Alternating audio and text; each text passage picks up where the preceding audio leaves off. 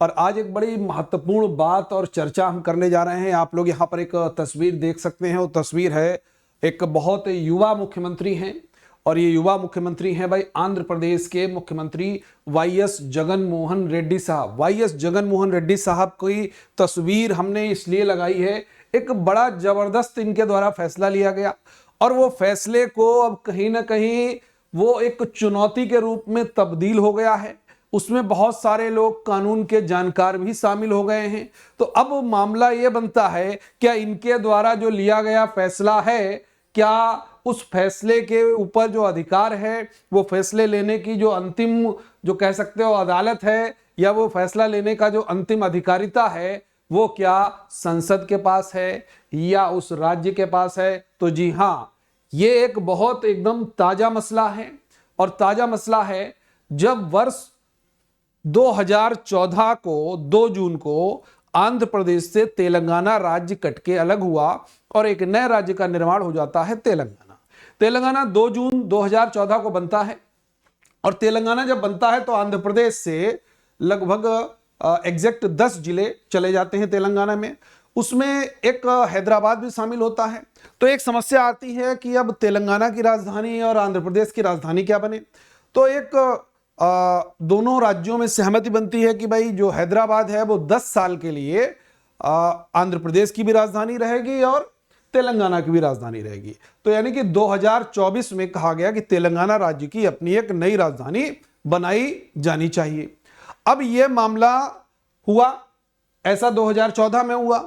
उसके बाद में 15 में चंद्रबाबू नायडू साहब आए। चंद्रबाबू नायडू साहब ने कह दिया कि यार तेलंगाना की जो राजधानी है वो तो हम लोगों ने जान ली। अब उन्होंने कहा कि भाई देखो, जो अमरावती राजधानी है वो आंध्र प्रदेश की राजधानी जो है वो अमरावती होगी, ऐसा उन्होंने कहा। और उन्होंने ये जो प्रस्ताव है वो विधानसभा से वहां से पारित कराया। लेकिन चंद्रबाबू नायडू साहब एक वहां पर गलती कर जाते हैं कि इसको संसद से ना ही कोई अनुमति लेते हैं, ना ही वहां पर गजट पास कराते हैं। तो उनके विधानसभा के मामले से, विधानसभा से तो ऑफिशियल ये प्रस्तावित हो जाता है, पास हो जाता है, लेकिन ना ही गजट में आया है, ना ही संसद से अनुमति मिली।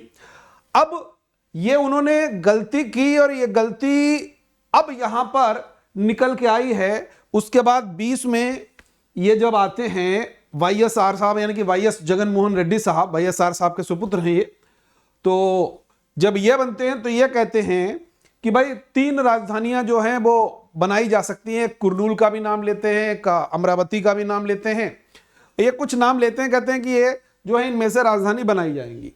लेकिन फिर ये उस बात को वहीं पर दबा देते हैं और उसके बाद में उसके ऊपर फिर कोई भी कार्यवाही नहीं होती है। अभी हाल ही में क्या हुआ कि जगनमोहन रेड्डी साहब दिल्ली पहुंचते हैं। दिल्ली में एक इनकी कॉन्फ्रेंस होती है। वहां पर उस कॉन्फ्रेंस में ये सीधे सीधे कहते हैं कि अब आंध्र प्रदेश की राजधानी होगी विशाखापत्तनम। यानी कि अमरावती का मामला एकदम शांत, जो अभी तक हम लोग पढ़ते चले आ रहे थे अमरावती होगी, अमरावती है, बहुत सारे लोग ये भी कहने लगे थे। लेकिन ये बात नहीं हम लोग जान पाए थे कि भाई राजधानी का जो मामला है, जो हम लोग आर्टिकल 3 पढ़ते हैं ना कि क्षेत्र, नाम, सीमा आदि में परिवर्तन, राजधानी, यह सब जो है आर्टिकल 3 में आता है।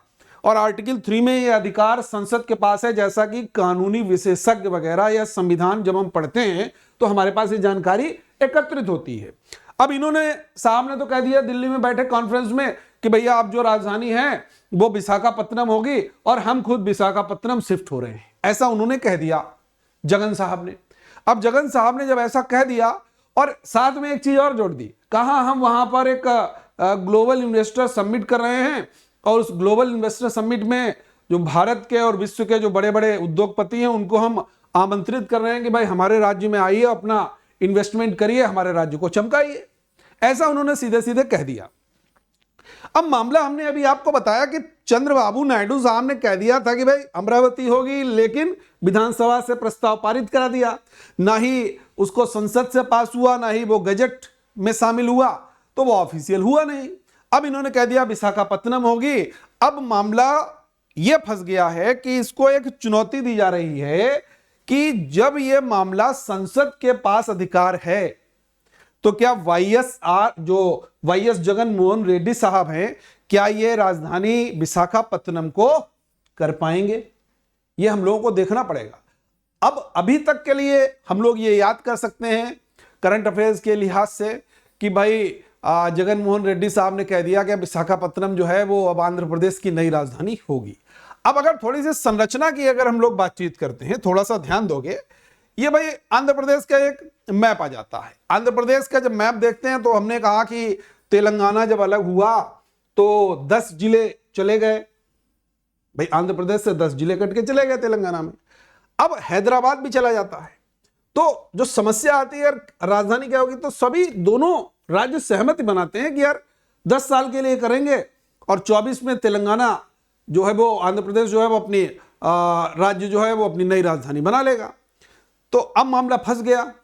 अब रिसेंट बात आई विशाखापत्तनम की, अमरावती का नाम दब गया। अभी तक हम लोग अमरावती के बारे में पढ़ रहे थे, हालांकि उन्होंने ये एकदम जिक्र नहीं किया है कि अमरावती राजधानी क्यों नहीं होनी चाहिए, इस बात का कोई भी उन्होंने जिक्र नहीं किया है। उन्होंने सिर्फ ये कहा है कि the new capital will be Visakhapatnam and the global investor summit will be organized in Visakhapatnam and I will shift in Visakhapatnam. ऐसा उन्होंने सीधे सीधे कह दिया अपनी कॉन्फ्रेंस में। तो एक महत्वपूर्ण न्यूज बन सकती है कि अब जो यूपीपीसीएस के या यूपीएससी के जो अभ्यर्थी हैं उससे में जो मुख्य परीक्षा है, इस मुख्य परीक्षा में इससे जोड़ के बहुत अच्छा कॉन्स्टिट्यूशन का सवाल बन सकता है कि आर्टिकल 2 के बारे में व्याख्या पूछी जा सकती है कि क्या किसी राज्य की जो राजधानी है, किसी नाम, क्षेत्र, सीमा आदि में जो परिवर्तन है, क्या वो अधिकार राज्य के पास है या वो संसद के पास है? अगर राज्य उसमें कोई भी दखलंदाजी करता है तो क्या होना चाहिए? या ये भी हो सकता है कि जो चंद्रबाबू नायडू साहब ने जो गलती की थी कि भाई उसको संसद से पास भी नहीं कराया, उसको गजट पे भी नहीं लाए, तो उस वजह से केवल जो हम लोग ने कहा था जुबानी जुमा खर्च से थोड़े काम चलता है, ऑफिशियल डिक्लेरेशन होना चाहिए ना। अब इन्होंने बदल दिया, जगन मोहन रेड्डी साहब ने कहा विशाखापत्तनम होगी, तो मामला फंस गया। तो इसको ट्रेडिशनल पार्ट से जोड़ करके बहुत अच्छा मुख्य परीक्षा में यह प्रश्न आपका बन सकता है। तो ऐसे एनालिसिस के लिए आप हमारे साथ जरूर जुड़िए, ऐसे ही हम आपके लिए टॉपिक्स लाते रहेंगे। जितने भी विद्यार्थी हमारे साथ जुड़ते हैं, आप सभी के सभी लोग को अगर वीडियो अच्छा लगा हो तो आप लोग अधिक से अधिक सेशन को शेयर कीजिएगा, लाइक कीजिएगा और चैनल को सब्सक्राइब जरूर कीजिएगा। Okay, thank you everyone.